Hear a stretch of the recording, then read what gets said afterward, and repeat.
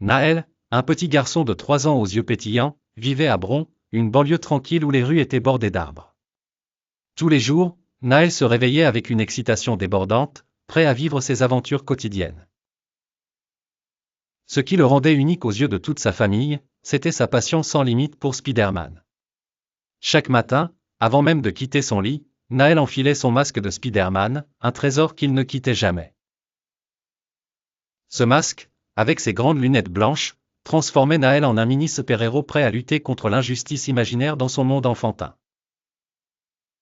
Un jour d'été ensoleillé, alors que Naël jouait dans le parc voisin avec sa mère qui le surveillait attentivement, il imagina que les bancs du parc étaient des gratte-ciel, et les chats qui se promenaient sereinement étaient des vilains qu'il devait vaincre. Naël courait d'un banc à l'autre, sautant et hurlant des onomatopées de combat, son masque bien en place sur son visage. Sa mère, amusée, s'assit sur un banc, le regardant remplir sa mission héroïque avec une énergie sans fin.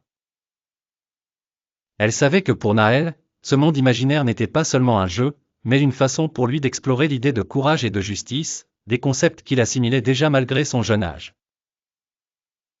Un après-midi, alors qu'il rentrait à la maison, Naël remarqua qu'une petite fille pleurait près de l'aire de jeu.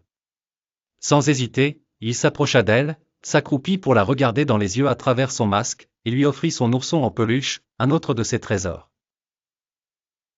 La petite fille sourit, ses larmes séchant rapidement, et Naël, satisfait de son acte de bravoure, retourna vers sa mère, fier comme un vrai super-héros.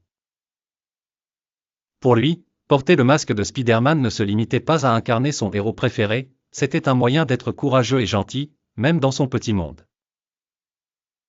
Chaque journée était une aventure pour Naël, une exploration sans fin dans l'univers de Spider-Man. Et ses parents ne pouvaient qu'admirer comment ce simple masque devenait un canal pour l'imagination débordante de leur fils.